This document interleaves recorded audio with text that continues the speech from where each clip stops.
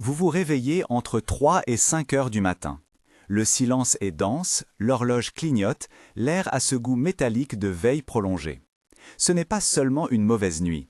Si cela vous arrive souvent, ce n'est pas le hasard, mais un signe. Si vous vous reconnaissez, écoutez bien. Marc 1,35 nous montre que Jésus se levait tôt pour chercher le Père. Si lui choisissait ses heures, il y a une stratégie divine dans cette fenêtre. Si vous répondez maintenant, ce réveil peut devenir la porte d'une révélation et d'un breakthrough. Ne prenez pas le téléphone. Levez-vous, asseyez-vous, mettez vos mains sur votre poitrine et dites à voix haute « Seigneur, parle-moi ». Dans les prochaines minutes, je vais vous donner 6 pratiques précises pour transformer cette interruption en rencontre. Si cela vous touche, écrivez ici dans les commentaires pour que je sache que vous êtes réveillé avec moi. Maintenant, numéro 1, priez immédiatement. Numéro 1, priez immédiatement. La première respiration doit être une prière.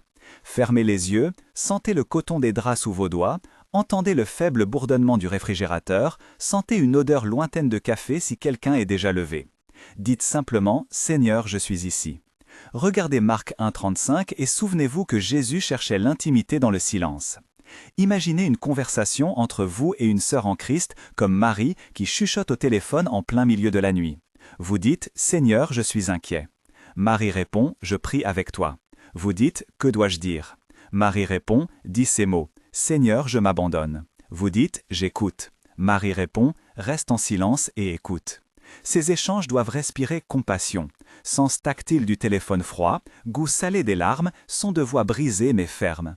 Priez avec foi, prononcez la parole comme arme. Souvenez-vous d'Éphésiens 6,17 qui parle du casque de salut et de l'épée de l'esprit qui est la parole de Dieu. Déclarez des versets simples. Priez à haute voix pour remplir l'atmosphère. Numéro 2, lisez et déclarez les Écritures. Ouvrez la Bible, sentez la texture du papier, regardez la lueur de la lampe, goûtez l'amertume du café si vous en prenez, écoutez le silence qui devient attente. La parole est une arme et une consolation. Lisez Psaume 46,10 et dites « Calme-toi et sache que je suis Dieu ». Déclarez des versets modèles comme Ésaïe 26,3 et Habacuc 2,2. Dites à voix haute « Ce qui est écrit se réalise dans ma vie ». Éphésiens 6,17 nous rappelle de nous saisir de la parole comme d'une épée. Pratiquez des phrases courtes et puissantes. Imaginez Luc qui écrit dans son carnet, la plume qui gratte, la respiration qui se fait plus lente, les paupières qui s'allègent. Déclarez aussi paroles de protection et de paix. Numéro 3, écoutez la voix de Dieu. Après la prière, il faut se taire pour entendre. Pensez à 1 Samuel 3 où le garçon apprend à reconnaître la voix. Fermez les yeux, percevez le silence comme un espace. Sentez la fraîcheur sur votre nuque. Entendez le souffle de la maison. Entendez le goût de l'air nocturne. Posez la question « Seigneur, que veux-tu me dire ?» Attendez. Laissez des impressions venir comme des images, des mots, une paix qui descend.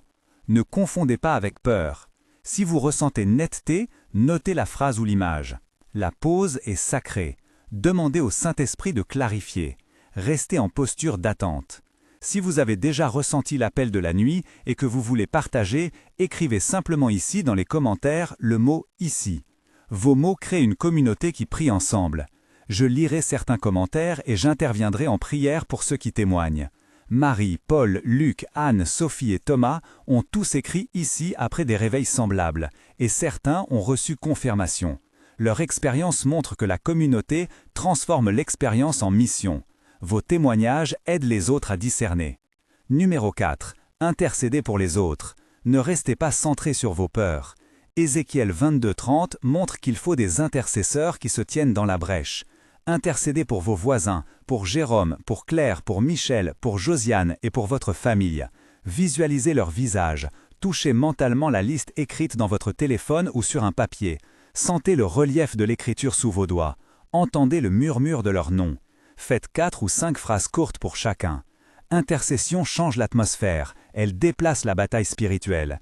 Utilisez des noms précis, prononcez-les, libérez paix et protection. Numéro 5, rendez-vous et reposez-vous dans la présence. Après avoir prié, déclaré, écouté et intercédé, abandonnez tout dans la paix de Dieu. Lisez Psaume 46,10 et répétez « Rendez-vous, cessez, sachez ». Sentez le poids de vos épaules s'abaisser, la chaleur des couvertures, le goût doux de la confiance retrouvée. Isaïe 26,3 promet un esprit ferme et une paix parfaite si votre pensée est en lui. Prenez posture de repos, laissez le souffle ralentir, acceptez que le sommeil devienne une arme de Dieu. Numéro 6, notez ce que Dieu vous montre.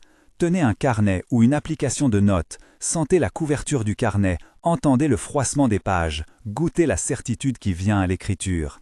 Habacuc 2 dit « Écris la vision et rends-la claire sur des tables ». Écrivez phrases, images, noms, impressions.